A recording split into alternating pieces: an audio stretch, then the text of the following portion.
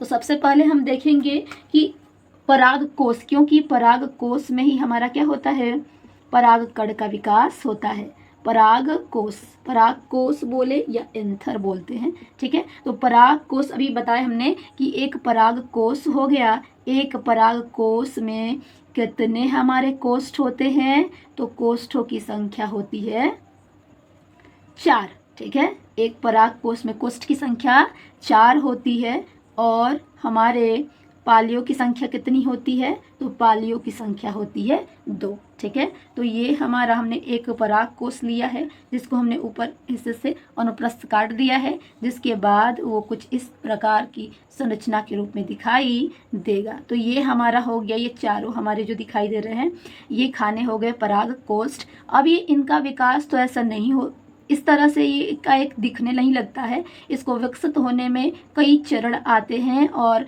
वह शुरुआती दौर में जब वो विकसित होना शुरू हो जाता है तो कैसा दिखता है, ठीक है। तो अभी तो अनुप्रस्थ काटे हैं जिसमें हमारे 4 खाने स्पष्ट रूप से दिखाई दे रहे हैं। ये संवहन बंडल है, मतलब कि जाइलम और फ्लोएम यहाँ पे पाया जाएगा, ठीक है। तो अगर हम देखें कि एक अपरिपक्व, ठीक है, हमारा एक अपरिपक्व पराग कोश है, अगर उन्हें अनुप्रस्थ काटते हैं तो अनुप्रस्थ हिस्सा कुछ इस प्रकार का दिखाई देगा, ठीक है।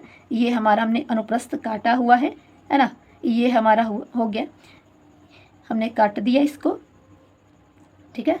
कुछ इस प्रकार की संरचना दिखाई देगा जिसमें ये इसकी हर एक कोशिका एक जैसी है, यानी अपरिपक्व पराग कोश की सभी कोशिकाएं एक समान प्रकार की होती हैं और प्रायः ये कोशिकाएं क्या करती हैं, समसूत्री विभाजन करती हैं। विभाजन ऐसा करती हैं कि चारों ओर विभाजन के फलस्वरूप इनके चारों ओर एक परत का निर्माण हो जाता है जिसे कहते हैं बाह्य त्वचा। ये हमारा परत क्या कहलाता है, बाह्य त्वचा कहलाता है, ठीक है। बाह्य त्वचा के सभी अंदर की कोशिकाएं एक जैसी होती हैं, ठीक है। सभी कोशिकाएं कैसी होंगी, एक समान होती हैं, है ना। सभी एक समान की कोशिकाएं होती हैं। जैसे जैसे ये विकसित होता जाता है, विकसित होने के साथ साथ इसमें बाह्य त्वचा के ठीक नीचे, इस बाह्य परत के ठीक नीचे एक अलग तरह की जीव द्रव्य वाली कोशिका पाई जाती है, जिसके भीतर जो जीव द्रव्य है वो अन्य कोशिकाओं की अपेक्षा कैसा होता है, गाढ़ा होता है, ठीक है। इसका जीव द्रव्य कैसा होगा, गाढ़ा होगा। गाढ़ी जीव द्रव्य वाली कोशिकाएं बाह्य त्वचा के ठीक नीचे भीतर की ओर चारों ओर पाई जाती हैं, जिन्हें कहा जाता है, गाढ़े जीव द्रव्य वाली कोशिका को हम कहते हैं प्रप्रसु। ये कोशिकाएं क्या कहलाती हैं, प्रप्रसु कोशिकाएं, ठीक है। ये कोशिका कहलाती है प्रप्रसु कोशिका। आगे फिर चरण आएगा क्या, कि प्रप्रसु कोशिकाएं पुनः से विभाजित होती हैं और 2 तरह की कोशिका बनाती हैं, ठीक है। ये बाहर की ओर एक कोशिका, भीतर की ओर, यानी प्रत्येक जो है 2-2 कोशिकाओं का निर्माण करती हैं, ठीक है। बाहर की कोशिका जो है इसे कहते हैं प्राथमिक भित्तीय कोशिका, है ना। ये कोशिका कहलाती हैं क्या, प्राथमिक भित्तीय कोशिका। चूंकि नाम से ही पता चल रहा है ये किस प्रकार की कोशिका होंगी, तो भित्तियों को बनाने वाली होंगी। दूसरी जो हमारी है अंदर की कोशिका, इसे कहते हैं प्राथमिक पुंबीजाणु जनन कोशिका।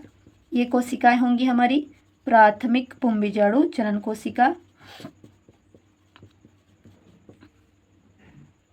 दूसरी कोशिका है जो भीतर की ओर होती है, प्राथमिक पुंबीजाणु जनन कोशिका, ठीक है। तो प्राथमिक भित्तीय कोशिका किसका निर्माण करती हैं, तो ये बनाती हैं भित्ति, है ना। ये पराग कोश की क्या बनाएंगी, ये भित्तियां बनाएंगी। और जो हमारी पुंबीजाणु जनन कोशिकाएं होती हैं ये निर्माण करती हैं पुंबीजाणु यानी लघु बीजाणु या बोलते हैं परागकणों का। ये बनाएंगी परागकण और प्राथमिक भित्तीय कोशिका बनाएंगी भित्तियां।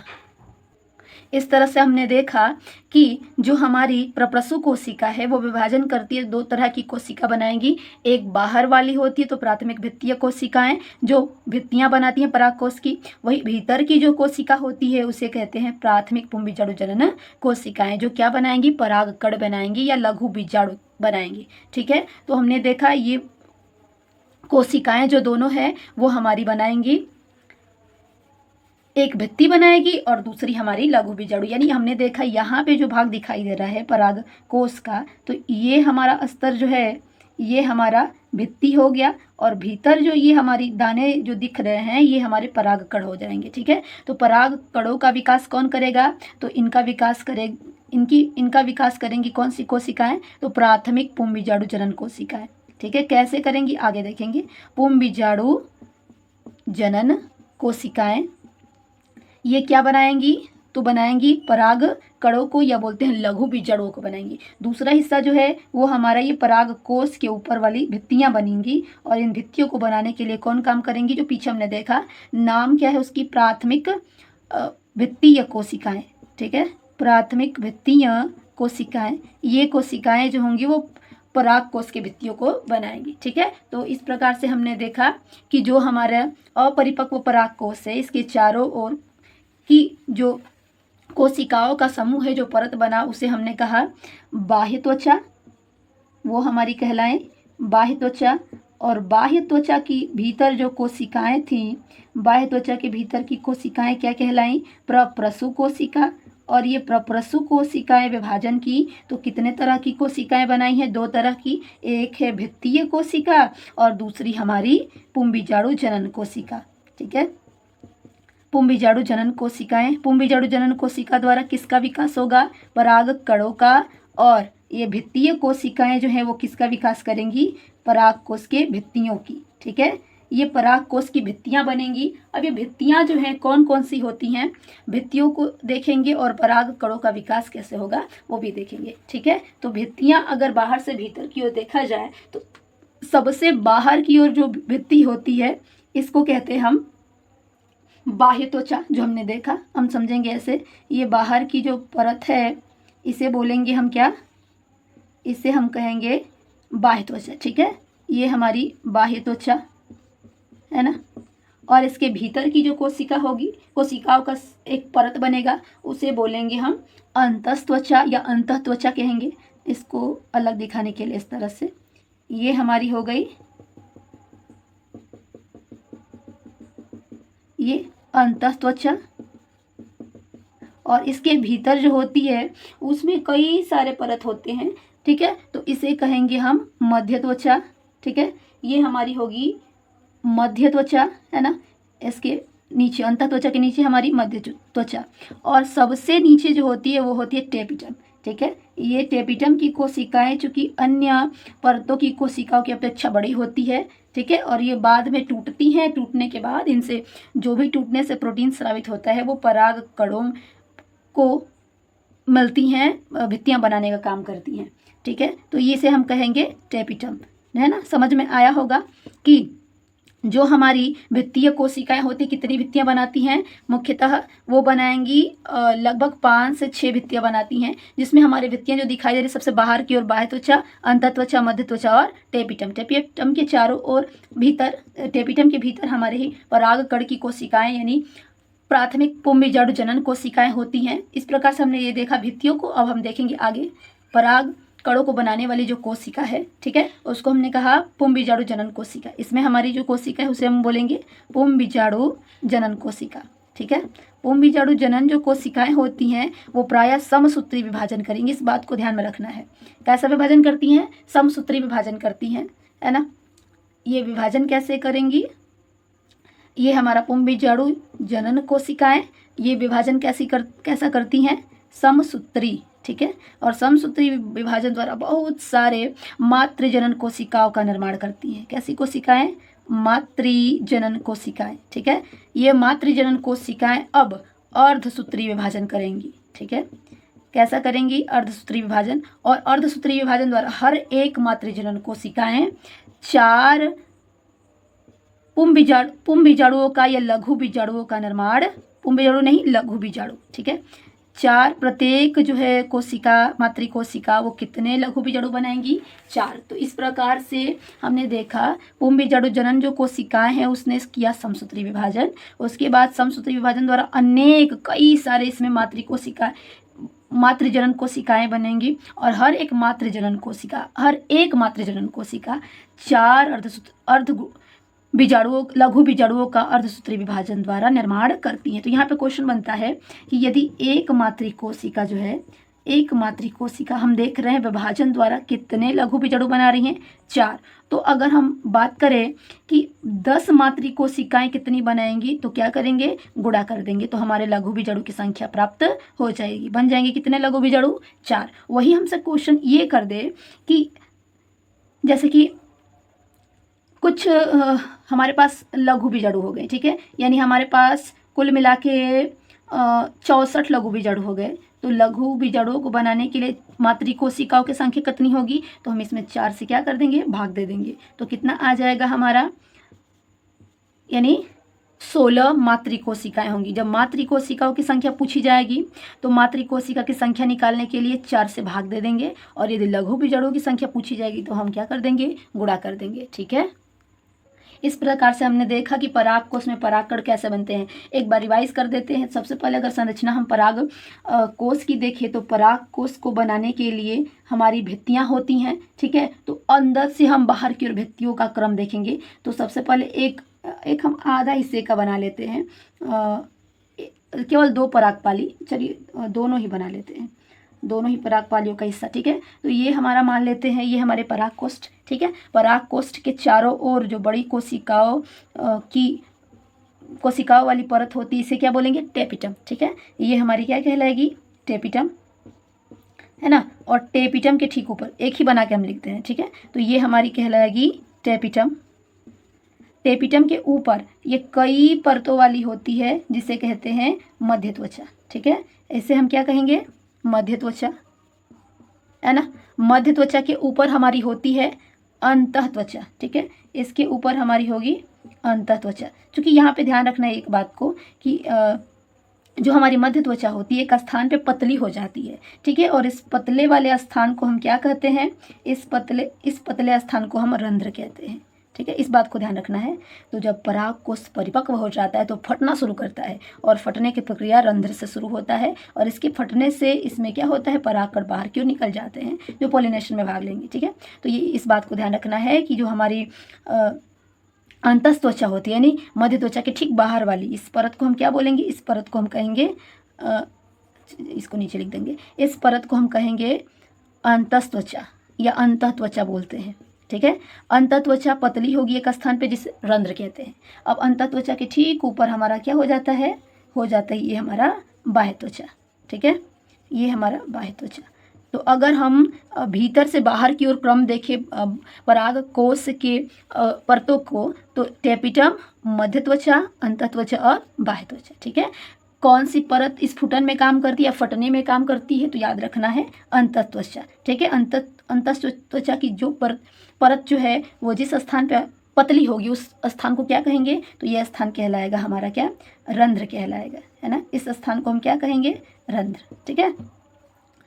अब भीतर की जो कोशिकाएं हैं हमने देखा था मातृजनन कोशिकाएं, पुंबीजाणु जनन कोशिकाएं, और पुंबीजाणु जनन कोशिकाएं समसूत्र विभाजन करेंगे, बहुत सारी बनाती हैं हमारी मातृ कोशिकाओं को। और मातृ कोशिकाएं किस विभाजन द्वारा मातृ कोशिका बनेंगी, समसूत्री विभाजन द्वारा, ठीक है। और ये अर्धसूत्री विभाजन करेंगी, और एक मातृ कोशिका कितनी बनाएंगी, एक मातृ कोशिका जो है 4 लघु बीजाणु का निर्माण करती हैं। तो इस प्रकार से हर एक कोष्ठ में बहुत सारे हमारे असंख्य मात्रा में परागकण पाए जाते हैं, ठीक है। यहाँ पे इसको पूरा कर, ये हमारा संवहन मंडल और ये हमारी इस प्रकार से संरचना बनेगी, ठीक है। तो ये हुआ हमारा एक परिपक्व पराग कोश की आंतरिक संरचना। भी अच्छे से नहीं बनाए, शुरुआत में बनाए थे वही होगा। इस बात को ध्यान रखना है कि परतों का क्रम क्या होता है और ये परतों का निर्माण किन कोशिकाओं से हुआ, इस बात को ध्यान रखना है। तो हमने देखा पराग कणों का निर्माण कैसे होता है, पराग कणों के बनने की प्रक्रिया को ही लघु बीजाणु जनन कहते हैं, ठीक है। अब लघु बीजाणु जनन द्वारा जो हमारा परागकण बना हुआ है, परागकण ही निषेचन में भाग लेगा, यही है जो नरयुग्मक का विकास करेगा। तो इसके लिए हम देखेंगे परागकण की संरचना कैसी होती है। मान लेते हैं ये हमारा गोलाकार संरचना परागकण हो गया। परागकण में 2 कोशिकाएं होती हैं, ठीक है। एक कोशिका छोटी और जबकि दूसरी कोशिका क्या होती है, बड़ी होती है। छोटी कोशिका को हम कहते हैं अंड कोशिका, या जनन कोशिका, इसको अंड जनन कोशिका या जनन कोशिका कहते हैं। अंड नहीं बोलेंगे, जनन कोशिका होगी। और जो बड़ी कोशिका है इस कोशिका को हम कहेंगे वर्धी कोशिका या कायिक कोशिका, है ना। ये कोशिका कहलाएगी वर्धी कोशिका, है ना। अब ये दोनों कोशिकाएं जो है ऊपर से एक दो झिल्लियों द्वारा बंद होती हैं, ठीक है। एक झिल्ली पतली भीतर की ओर जो होती है पतली होती है और बाहर की ओर सख्त होती है, मोटी होती है। ये सख्त होने का कारण क्या है, तो एक विशेष प्रकार की रासायनिक पदार्थ से ये बनी होती है। इसका नाम क्या होता है, इसे बोलते हैं, पहले ये परत को देख लेते हैं। परत को क्या कहते हैं, इसे कहते हैं बाह्य चोल, है ना। ये परत कहलाता है बाह्य चोल। और बाह्य चोल जिसका बना होता है रसायन पदार्थ का, इसको बोलते हैं स्पोरोपोलेनिन। स्पोरोपोलेनिन, इस बात को ध्यान रखना है। स्पोरोपोलेनिन ये क्या काम करता है, परागकण के भीतर जो कोशिकाएं हैं उसको लंबे समय तक जड़वावस्था में भी सुरक्षित रखने का काम करता है और बाह्य किसी भी रसायन को अंदर प्रविष्ट करने में सहायता रोकने का कार्य करता है, रोकने में सहायता करता है, ठीक है। और जिस स्थान पे स्पोरोपोलेनिन नहीं होता है उस स्थान को कहते हैं जनन छिद्र, ठीक है। और जनन छिद्र जो है एक बीजपत्री में 2 की संख्या होती है जबकि द्विबीजपत्री में 3 की संख्या होती है, ठीक है। तो इस छिद्र को हम कहेंगे क्या, जनन छिद्र। ये हमारा हो गया जनन छिद्र। अब भीतर वाली जो परत होती है ये भीतर, ये बाहर की ओर बाह्य चोल, अंदर की ओर अंतःचोल, ठीक है। अंतःचोल जिसका बना होता है उसको बोलते हैं हम पेंटोसेलुलोज। किसका बना होता है, पेंटोसेलुलोज का। ध्यान रखना है, क्वेश्चन क्या पूछा जाए तो परागकण की आंतरिक संरचना का सचित्र वर्णन कीजिए, ठीक है। तो हमें बताना होगा कि एक परिपक्व परागकण की आंतरिक संरचना में मुख्य रूप से 2 कोशिकाएं भाग लेती हैं, एक वर्धी कोशिका, दूसरी जनन कोशिका। पॉइंट को ध्यान रखना है, वर्धी कोशिका जो है वो किसका विकास करती है, तो ये विकास करती है पराग नलिका। इसके द्वारा किसका निर्माण होता है, परागनली। इस पॉइंट को ध्यान रखना है, परागनली का निर्माण वर्धी कोशिका। जबकि जनन कोशिका किसका निर्माण करती है, तो नर युग्मक का। जनन कोशिका जो है वो नर युग्मक बनाती है। यहाँ तक इतना ही ध्यान रखें, ठीक है। ध्यान रखना है कि परागकण की संरचना में मुख्य रूप से 2 कोशिकाएं भाग लेंगी, जनन कोशिकाएं और वर्धी कोशिका। जनन कोशिका छोटी होती है, इसका केंद्रक जनन केंद्रक कहलाएगा, और वर्धी कोशिका बड़ी और इसका केंद्रक क्या कहलाता है, वर्धी केंद्रक या नलिका केंद्रक। इसी के द्वारा निर्माण होता है जो नष्ट हो जाता है बाद में चल के। तो ध्यान यहाँ पर, अब ये जिस परत से घिरी होती है 2 परतें, एक पतली वाली अंदर होती है अंतःचोल जो किसकी बनेगी, पेंटोसेलुलोज की, और बाहर की होती है बाह्य चोल जो किसकी बनेगी, स्पोरोपोलेनिन की। स्पोरोपोलेनिन जिस स्थान पे नहीं होता है उस स्थान को हम कहते हैं जनन छिद्र, ठीक है। तो ये हुआ परागकण की आंतरिक संरचना। पीछे हमने देखा कि जो हमारी जनन कोशिका है, जनन कोशिका क्या बनाती है, जनन कोशिका बनाती है नर युग्मक। ये बनाएगी क्या, नर युग्मक बनाती है, इसके द्वारा विकास होगा नर युग्मक का। और जो वर्धी कोशिका होती है वो बनाती है परागनली, ठीक है, परागनली। अगर ये दोनों के बारे में नहीं जानते होंगे तो देख ले क्या होता है। तो ये मान लेते हैं ये हमारा हो गया पुष्प का स्त्री वाला भाग, ठीक है। और ये हमारा मान लेते हैं कि ये हो गया हमारा ये पुंकेसर, ठीक है। तो इसमें हमारा परागकोश था, ये हमारा परागकोश जहाँ पर परागकण बनते हैं। परागकण आया, परागण की प्रक्रिया हुई और जैसे परागकण यहाँ आया वर्तिकाग्र द्वारा मैलिक अम्ल स्रावित होता है या अन्य भी एंजाइम स्रावित होते हैं, लेकिन मुख्य रूप से मैलिक अम्ल। इसके कारण ये परागकण जो है चिपक जाता है पूरी तरह से, और चिपकने के बाद से इसमें अंकुरण की प्रक्रिया परागकण में होता है और अंकुरण द्वारा नली का निर्माण होता है, ठीक है। तो जो हमने पीछे परागकण की संरचना देखा था, जगह जगह पे ये छिद्र जैसी संरचना थी जिसको जनन छिद्र हमने कहा था, वही जनन छिद्र है जो अंकुरण करता है और नली के रूप में विकसित, वहीं से नली का कार संरचना का विकास होता है, ठीक है। तो ये जो वर्धी कोशिका है जो हमने बड़ी कोशिका बनाई थी, वही उसी का जीवद्रव्य इस नली में आता है और उसका केंद्रक भी आ जाता है जो नली का केंद्रक कहलाता है, ठीक है। इसे हम क्या कहेंगे, नली का केंद्रक, ठीक है, नली का केंद्रक जो नष्ट हो जाता है ना। और जो हमारा जनन कोशिका है, जनन कोशिका केंद्रक, इसमें आने के बाद पहले तो अर्धसूत्री विभाजन द्वारा युग्मक परागकण बना होता है और इसमें जो हमारा केंद्रक होता है वो समसूत्री विभाजन करके कितने युग्मक बना लेता है, 2 युग्मक बना लेता है और इसी को कहेंगे नर युग्मक। तो यहाँ पर अंकुरण की प्रक्रिया कैसे हुई, तो परागण की प्रक्रिया हुआ और परागकण पहुंचा वर्तिकाग्र पे, यहाँ पर अंकुरण हुआ और जनन छिद्र से होते हुए वर्धी कोशिका ने क्या किया, परागनली का निर्माण कर लिया। ठीक है, अब इसमें नर युग्मक आएंगे और आगे हम देखेंगे। यहाँ तक हमने देखा परागकण का अंकुरण और कौन कौन सी कोशिकाएं इसमें भाग लेती हैं। आगे बढ़ने से पहले मादा युग्मक जनन का विकास देख लेते हैं, आखिर मादा युग्मक का निर्माण कैसे होता है। ठीक है, हमने अभी देखा नर युग्मक का विकास, अब हम आगे देखेंगे मादा युग्मक का विकास। तो हम पहले उसको वहीं पे छोड़ते हैं, जो हमारा पॉलिनेशन था, नली बनी। अब हम पहले देख लेते हैं कि मादा युग्मक जो है इसका विकास कहाँ होता है। तो ये पुष्प की संरचना में हमने बताया कि इस तरह की संरचना होती है। ये हमारा होता है मुख्य रूप से भाग किसका, जयांग का होता है। जो सबसे ऊपर वाला भाग क्या कहलाता है, वर्तिकाग्र, और नीचे वाला भाग क्या कहलाता है, नीचे वाला अंडाशय। ठीक है, और अंडाशय वर्तिकाग्र से जिस नली से जुड़ता है इसे कहते हैं वर्तिका। और अंडाशय सबसे फूला हुआ भाग नीचे वाला होता है और इसमें हमारे अंडे जैसे संरचनाएं पाई जाती हैं। ठीक है, ये अंडे ही कहलाते हैं बीजांड। ठीक है, तो यहाँ पर हमारा जो अंडाशय है इसी में हमारे अंड के जैसे संरचना पाई जाती है, इसको बोलते हैं बीजांड। और बीजांड के द्वारा ही किसका विकास होता है, मादा युग्मक का। ठीक है, मादा युग्मक किसके द्वारा बनता है, बीजांड के द्वारा। तो इसी में इसमें कुल मिला के हम किसके विकास के बारे में पढ़ेंगे, बीजांड के बारे में पढ़ेंगे, जिसको हम बोलते हैं मादा युग्मक का विकास। देखिए मादा युग्मक का विकास कैसे होता है, तो कुल मिला के उसी तरह की प्रोसेस है। जो हमारा मादा युग्मक है उसे हम उसका विकास जो है किससे होता है, बीजांड से। ठीक है, ओव्यूल ही होता है जो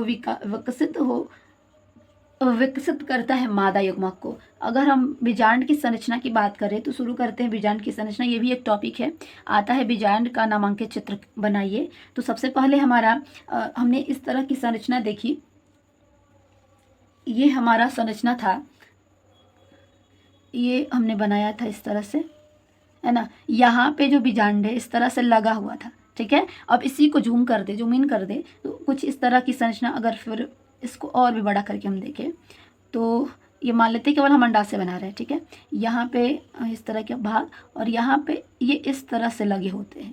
ठीक है, जो अगर हम देखें ऐसे तो वो कुछ इस तरह के दाने दिखाई दे रहे हैं, लेकिन अगर जूम करके देखें तो इस तरह से वो लगे होते हैं। और भी अच्छे से अगर हम बना के दिखाएं तो सबसे पहले बीच में जो भाग होता है इस भाग को कहते हैं, इसमें हमारी नीचे की ओर 3 कोशिकाएं, केंद्र में हमारी 1 कोशिका और ऊपर की ओर 3 कोशिकाएं। ठीक है, अब ऊपर नीचे नहीं बोलेंगे, इसका नाम क्या है। तो जो नीचे बीजांड द्वार की ओर सबसे पहले ये जो संरचना है, जो भाग हमने बनाया है, ये पूरा भाग कहलाता है भ्रूणकोश। भ्रूणकोश, और भ्रूणकोश जिस थैलीनुमा संरचना में होता है इसे कहते हैं बीजांडकाय। ये हो गया बीजांडकाय। बीजांडकाय जो है 1 या 2 परत से ऊपर से घिरा होता है और इस परत को हम कहते हैं अध्यावरण, है ना। ये परत हमारा क्या कहलाता है, अध्यावरण कहलाता है। अध्यावरण जिस स्थान पे नहीं होता है, ये स्थान है वो जहाँ पे अध्यावरण नहीं होता है, इस स्थान को कहते हैं बीजांड द्वार। ये हो गया बीजांड द्वार। और बीजांड द्वार के ठीक विपरीत वाले दिशा को हम कहते हैं निभाग, इसे हम कहेंगे निभाग। ठीक है, तो इसी तरह से जितनी बातें हमने बताई उस तरह से आपको लिख देना है कि बीजांड जो है, बीजांड की संरचना किस प्रकार की होती है। ठीक है, अब जो बीजांड द्वार की ओर जो कोशिका, ये संरचना हो गई। बीजांड द्वार की ओर जो कोशिका इसे बोलते हैं अंड उपकरण, केंद्र में ध्रुवीय कोशिका, निभाग की ओर की प्रतिमुखी कोशिका। अध्यावरण जो है ये जहाँ पे अनुपस्थित होगा बीजांड द्वार। अब यह बीजांड काय जो है थैलीनुमा संरचना, सबसे अधिक भाग बीजांड में किसका होता है, बीजांड काय का। इस बात को ध्यान रखना है। बीजांड काय जो है ये अंडाशय से ही ये भाग जुड़ा रहता है। ये अंडाशय का वह भाग है जहाँ पे हमारा ये पूरा बीजांड जो है हिस्सा बीजांड काय का जुड़ा होता है, भ्रूणकोश जुड़ा होता है। इस भाग को हम कहते हैं बीजांडासन, यानी बीजांड का आसन, बीजांडासन। बीजांडासन एक वृंत द्वारा बीजांड काय से जुड़ता है। इस वृंत को कहते हैं बीजांड वृंत। क्या बोलेंगे, बीजांड वृंत, वृंत का मतलब डंठल, डंडी होती है। विजांड वृंत, विजांड का ऐसे जिस स्थान पे जुड़ता है इस स्थान को हम कहते हैं नाभिका या हाइलम। इस पॉइंट को ध्यान में रखना है। क्वेश्चन यही बनेगा कि नाभिका है तो वहाँ पे ध्यान रखना है कि विजांड काय होना चाहिए और विजांड वृंत, इन दोनों के बीच का स्थान या जुड़ाव ही क्या कहलाता है, नाभिका। तो इस बात को जितना हमने बताया इसको नोट डाउन कर लीजिएगा। ये हमारा है विजांड की आंतरिक संरचना, विजांड की आंतरिक संरचना, ठीक है, विजांड की आंतरिक संरचना। तो इसका विकास जो है कैसे होता है ना, मादा युग्मकोद्भिद जो है यहाँ पे इसको हम छोड़ेंगे, इसमें ही बता रहे हैं, ठीक है। तो मादा युग्मकोद्भिद जो है भ्रूण कोश के द्वारा ही होता है, यानी मादा युग्मक का विकास किसके द्वारा होगा, भ्रूण कोश के द्वारा, ठीक है। भ्रूणकोश, भ्रूणकोश जो है निषेचन से पहले बना होता है, निषेचन के बाद भी रहता है, ठीक है। तो इसमें भ्रूणकोश की कितनी कोशिकाएं होती हैं, तो 3 नीचे यानी बीजांड द्वार की ओर, 3 ऊपर प्रतिमुखी कोशिका और 1 ध्रुवीय कोशिका। तो कुल मिला के कितनी होती हैं, 7 कोशिका, याद रखना है। कोशिकाएं कितनी होती हैं, 7। लेकिन केंद्रक की बात आ जाए तो केंद्रक कितना होता है, 8। इस बात को ध्यान रखना है कि एक परिपक्व भ्रूणकोश की कितनी कोशिकाएं, 7 और केंद्रक कितने, 8। इस बात को ध्यान में रखे रहिएगा। इसका नाम लिख दे, ऊपर की ओर 3 प्रतिमुखी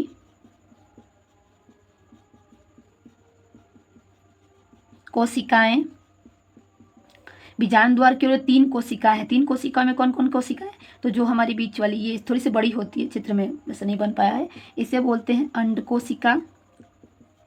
और 2 कोशिका जो नीचे की ओर है इन्हें बोलते हैं सहायक कोशिका।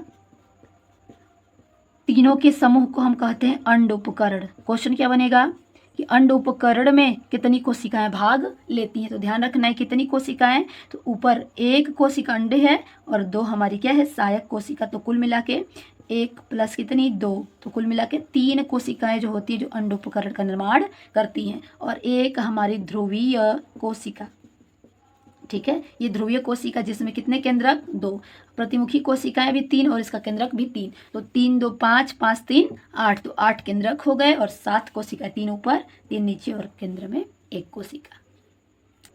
आगे देखेंगे अब इनका विकास कैसे होता है, ठीक है। तो इनके विकास के लिए ये इसका विकास कहाँ होता है, तो हमारे बीजांड द्वारा ही होता है। और ये बीजांड किस में पाए जाते हैं, तो अंडाशय में, ठीक है। तो बीजांड की एक कोशिका जिसे हम क्या कहते हैं, सक्रिय गुरु बीजाणु, है ना। बीजांड की कोशिका एक है जिसे हम क्या कहते हैं, सक्रिय गुरु बीजाणु, ठीक है। सक्रिय गुरु बीजाणु जो होती है ये अपने आकार को धीरे धीरे क्या करने लगती है, बढ़ाने लगती है, ठीक है। ये कोशिका अपने आकार को क्या कर रही है, बढ़ा रही है, और प्रायः बीजांड काय का अधिक भाग ये घेर लेती है, ठीक है, जिसमें केंद्रक विभाजित होता है और 2 संतति केंद्रों का निर्माण करता है। इसमें केंद्रक कितने बनेंगे, 1 कोशिका हमारी थी सक्रिय गुरु बीजाणु की, ये धीरे धीरे आकार में बड़ी हो गई और इसका केंद्रक विभाजन करेगा और कितने केंद्रक बनाएगा, 2, यानी कुल मिला के कितनी कोशिकाएं बन जाती हैं, 2 कोशिकाएं बन जाती है। 2 कोशिकाएं बनी जिसमें से केंद्रक जो है, दोनों केंद्रक एक दूसरे के विपरीत ध्रुवों की ओर, इसमें कोशिका नहीं बनती है, एक ही कोशिका होती है लेकिन केंद्रक 2 हो जाते हैं जो दोनों ध्रुवों की ओर चले जाते हैं, ठीक है। प्रायः क्या होगा, इनके जाने के बाद ये हर एक केंद्रक विपरीत ध्रुवों की ओर समसूत्री विभाजन करते हैं और दोनों कितने केंद्रकों का विकास करते हैं, दोनों 4 केंद्रकों का विकास कर लेते हैं समसूत्री विभाजन द्वारा। अब इसमें क्या होगा, आगे ये पहला स्टेप, दूसरा, ये तीसरा, ठीक है। अब क्या होगा, चौथे स्टेप में क्या होगा कि दोनों ओर जो 4 कोशिकाएं केंद्रक बने हुए हैं, अब इधर से हर एक दिशा से केंद्रक एक केंद्रक केंद्र की ओर आगे बढ़ने लगता है, ठीक है। तो उसके बढ़ने के कारण दोनों दिशाओं में 3 केंद्रक, जबकि केंद्र में कितने केंद्रक आ जाते हैं, 2, और दोनों एक दूसरे के ऊपर अर्धसूत्रण द्वारा जुड़ जाते हैं, जिससे केवल एक ही कोशिका भित्ति का निर्माण हो पाता है। जबकि दोनों की ओर जो हमारे केंद्रक थे, हर एक केंद्रक के ऊपर कोशिका भित्ति का निर्माण होने से कुल मिलाकर कितने केंद्रक थे, दोनों ओर 3-3 और 3-3 कोशिकाएं बनी, जबकि केंद्र में केवल एक ही कोशिका का विकास हो पाता है। इस प्रकार से हमारा जो भ्रूणकोश है इसका विकास होता है। ठीक है, तो ध्यान रखे रहिएगा, ये हमारा हो गया मादा युग्मक का विकास या मादा युग्मक जनन। उम्मीद करते हैं समझ में आया होगा। युग्मक जनन, ठीक है, मादा युग्मक जनन। अब समझ में नहीं आया तो कमेंट में बताइए क्या आपकी परेशानी है। ठीक है, उसके हिसाब से हम आपकी परेशानी को दूर करने की कोशिश करेंगे। तो ये हमारा बन गया भ्रूणकोश। अब आगे का जो प्रोसेस है, युग्मक जनन की जो घटना है वो कैसी घटना हो गई? निषेचन पूर्व घटना, यानी निषेचन से पहले। निषेचन किसे कहेंगे? तो जो हमारा युग्मक बना है, नर युग्मक है ना, परागकण द्वारा, और जो हमारा भ्रूणकोश विकसित हुआ बीजांड द्वारा, इनमें ही मिलने की प्रक्रिया होती है। ठीक है, यहाँ पे हमारा ये भ्रूणकोश हो गया। भ्रूणकोश की 3 कोशिका नीचे की ओर, बीजांड द्वार की ओर 1 कोशिका, हमारे केंद्र में 3 प्रतिमुखी कोशिका। जो हमने देखा था पीछे की नली बनती है। ठीक है, इस तरह से यहाँ पे एक छोटा सा देख लेते हैं। यहाँ पे हमारा परागकण आया, अंकुरण हुआ और इसमें एक नली का विकास हुआ। ठीक है, और आगे इसमें हमने देखा ये हमारा अंडाशय जिसमें हमारे ये बीजांड है। तो इसी बीजांड की आंतरिक संरचना में हमारा भ्रूणकोश होगा जिसमें निषेचन की प्रक्रिया संपन्न होगी। तो यहाँ से पोलन ट्यूब आता है और कहाँ जाके जुड़ता है? बीजांड द्वार की ओर। पीछे हमने देखा था इस तरह की संरचना, यहाँ पे हम देख लेते हैं। ये हमारा भ्रूणकोश बीजांडकाय के ऊपर चढ़ा, मतलब भ्रूणकोश के ऊपर बीजांडकाय और बीजांडकाय के ऊपर एक पतली सी परत होती है, 1 या 2 हो सकती है। तो जहाँ पे ये परत नहीं होती है उस स्थान को बीजांड द्वार कहते हैं। तो बीजांड इस स्थान पर ही हमारा ये नली आके क्या होता है? जुड़ता है। ठीक है, तो पीछे हमने देखा था कि नर युग्मक जो है, यहाँ से युग्मक का विकास जनन केंद्रक द्वारा होता है। तो केंद्रक की संख्या कितनी हो जाती है? 2। प्रथम नर युग्मक ये हमारा कहलाता है प्रथम नर युग्मक, और ये हमारा कहलाता है द्वितीय। ठीक है, द्वितीय नर युग्मक है ना, प्रथम नर युग्मक और द्वितीय नर युग्मक है ना। यहाँ पे हमारा बीजांड में जो भ्रूणकोश है उसकी कोशिका कौन है? तो अंड कोशिका। प्रथम युग्मक क्या होता है? मिलता है अंड कोशिका से। ठीक है, तो प्रथम नर युग्मक का अंड कोशिका से मिलने की प्रक्रिया को ही हम क्या कहेंगे? यह निषेचन ही क्या कहलाएगा? हमारा वास्तविक निषेचन या सत्य निषेचन कहते हैं। सत्य निषेचन। सत्य निषेचन क्यों कहते हैं? क्योंकि इसी निषेचन के पश्चात ही हमारा क्या बनता है? युग्मनज बनता है। युग्मनज बनता है। तो निषेचन की वह क्रियाविधि जिसके द्वारा युग्मनज का निर्माण होता है, इस निषेचन को कहेंगे सत्य निषेचन। ठीक है, और ये इसको हम मिटा देते हैं ताकि हम समझ सके इसको। ये पोलन ट्यूब था। ठीक है, और जबकि दूसरा नर युग्मक जो है वो हमारे ध्रुवीय कोशिका के साथ मिलता है, और ध्रुवीय कोशिका के साथ मिलकर त्रिगुणित, या बोलेंगे त्रिगुणित तो होगा ही कोशिका जो बनेगी, क्योंकि यहाँ पर केंद्र कितने हैं? 2 ध्रुवीय कोशिका के और 1 नर युग्मक के। तो कुल मिला के कितने मिलेंगे? 3। तो त्रिगुणित क्या बनती है? कोशिका, और इस कोशिका को हम कहते हैं भ्रूणपोष। ये हमारी कोशिका कहलाती है क्या? भ्रूणपोष कहलाती है। भ्रूणपोष 3n और युग्मनज हमारा कैसा होता है? 2n, क्योंकि यहाँ पे एक हमारा केंद्रक और ये हमारा अंड कोशिका का। ठीक है, तो भ्रूणपोष बनने की प्रक्रिया जो है जिस निषेचन द्वारा होता है उसे हम कहते हैं असत्य निषेचन। निषेचन तो हुआ लेकिन इसमें किसी भी प्रकार के नए पीढ़ी के लिए नई कोशिका का निर्माण नहीं हुआ भ्रूणपोष बोलते हैं। ठीक है, ये भ्रूणपोष है। भ्रूणपोष जो विकसित हो रहे युग्मनज या भ्रूण को क्या करता है? पोषण देने का काम करते हैं। तो यहाँ पर एक आता है पॉइंट जिससे बोलते हैं ये दूसरा स्टेप हो जाएगा हमारा, यानी हमने देखा निषेचन पूर्व घटना, अब हमारा होगा दोहरा निषेचन। दोहरा निषेचन यानी 2 बार नर युग्मकों का निषेचन होगा।